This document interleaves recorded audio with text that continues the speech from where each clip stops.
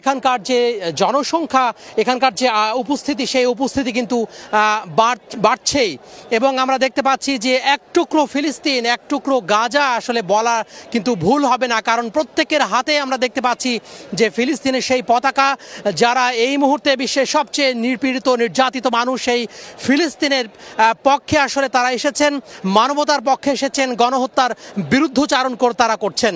আমরা দেখতে পাচ্ছি হাজার হাজার মানুষ এইখানে কিন্তু জড়ো হয়েছেন এবং বিশাল আকৃতির যে ফিলিস্তিনের পতাকা সেটি এখানে সাজিয়ে রাখা হয়েছে।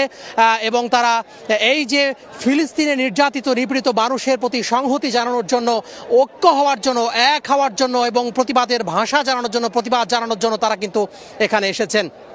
এই আয়োজন সম্পর্কে বলে রাখি, প্যালেস্টাইন সলিডারিটি মুভমেন্ট এই আয়োজনটি করছে এবং এই আয়োজনে সভাপতিত্ব করছেন মাওলানা আব্দুল মালেক, যিনি জাতীয় মসজিদ বাইতুল মোকাররমের খতিব।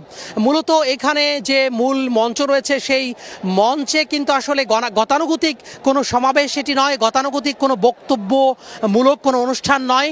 এখানে যারা রয়েছেন, বিভিন্ন রাজনৈতিক দলের যারা নেতাকর্মী রয়েছেন, বিভিন্ন সামাজিক সংগঠনের নেতাকর্মী রয়েছেন ইসলামী বিভিন্ন যে দলগুলো রয়েছে সেখান থেকে বিভিন্ন নেতাকর্মীরা এখানে রয়েছেন। পাশাপাশি এখানে যে ধর্মীয় যে দলগুলো রয়েছে, ধর্মীয় ইসলামী দলগুলো রয়েছে, কিংবা ধর্মীয় যে সংগঠনগুলো রয়েছে, সাংস্কৃতিক সংগঠনগুলো রয়েছে, সকল দলের দল মত নির্বিশেষে আপামর সাধারণ মানুষের যে আয়োজন, সেই আয়োজন কিন্তু হতে যাচ্ছে।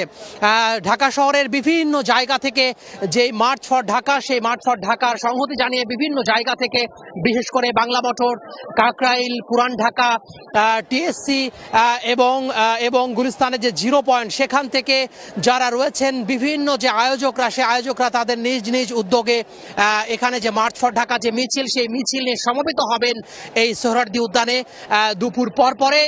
এবং এই যে সমাবেশ, এবং এই সমাবেশটি জনসমুদ্রে পরিণত হবে এবং সর্বোপরি এখানে সংহতি জানানো হবে। পাশাপাশি যে মূল মঞ্চ রয়েছে, সেই মঞ্চ থেকে এখানে ঘোষণাপত্র পাঠ করা হবে। এরপরে মাওলানা আব্দুল মালেকের নেতৃত্বে মোনাজাত হবে। মূলত এটি হচ্ছে মূল যে পুরো অনুষ্ঠানের যে কর্মসূচি, সেই কর্মসূচি।